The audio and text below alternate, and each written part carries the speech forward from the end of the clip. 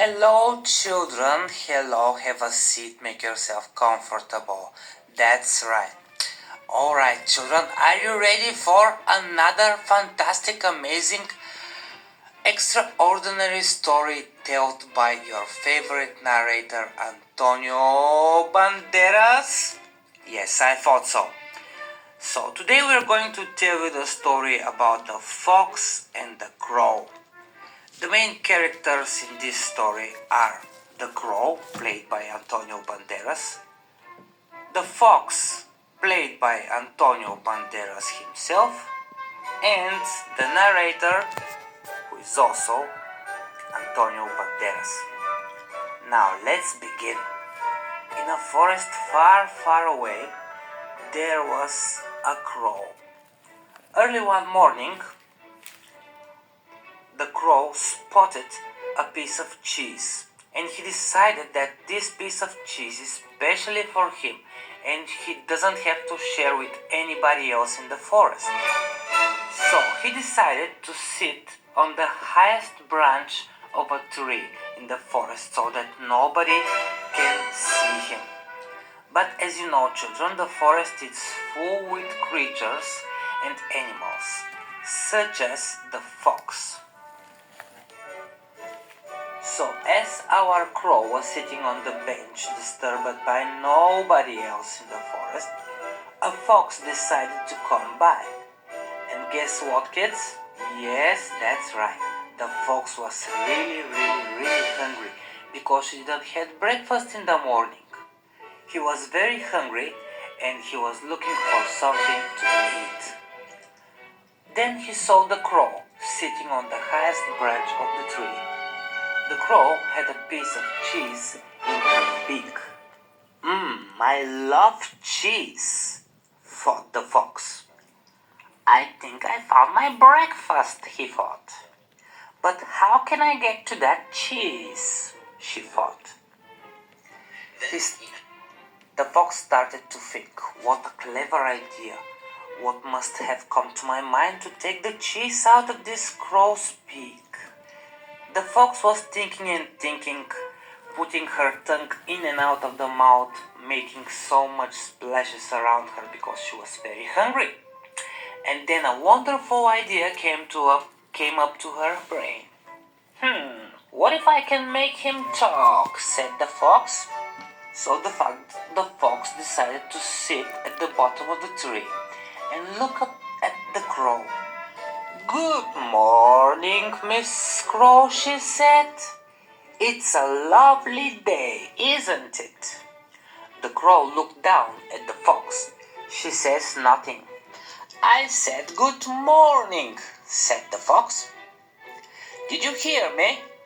Maybe you can't hear me from up there. The crow began to start acting suspicious. She holds the cheese tightly in her beak and said nothing. So, that's not going to be easy, thought the fox. But he decided not to give up because he was very hungry. He smiled at the crow. The fox decided to try another one of his tricks. So she started flattering him by words like, You are really the most beautiful bird in the forest, all the animals say.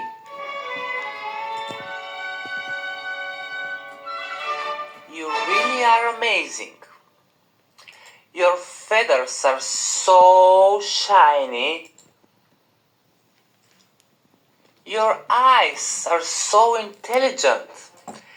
And your beak, oh my god, your beak is so pointy.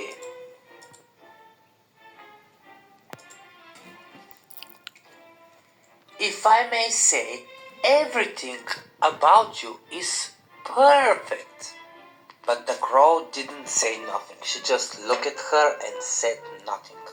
He squeezed the cheese in his beak and made a curious face.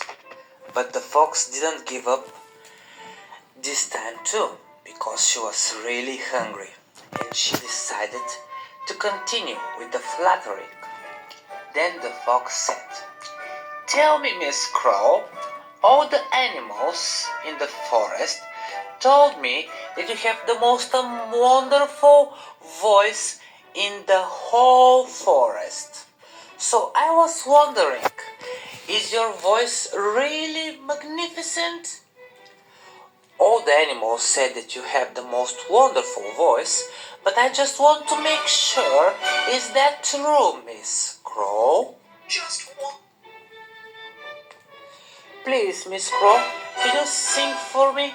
Just one song, please. Please, Miss Crow.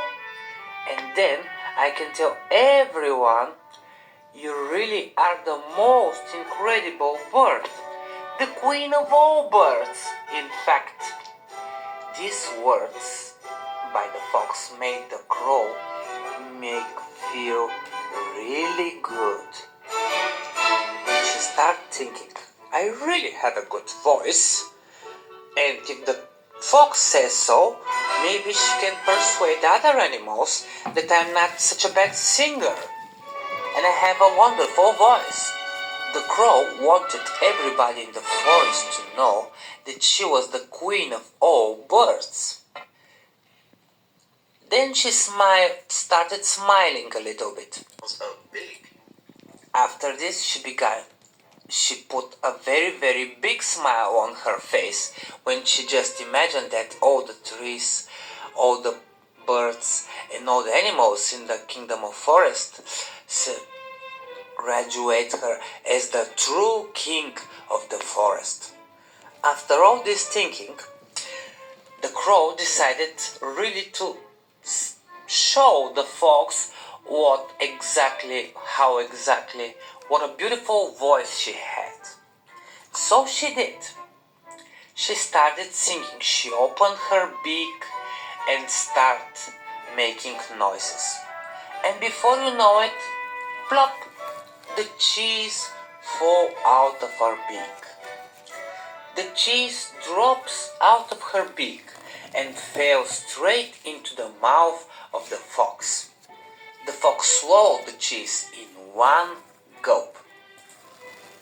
Mmm, yummy! Then the fox replied, "Thank you for the delicious breakfast, Miss Crow. Tummy full with cheese. Have a lovely day," she said.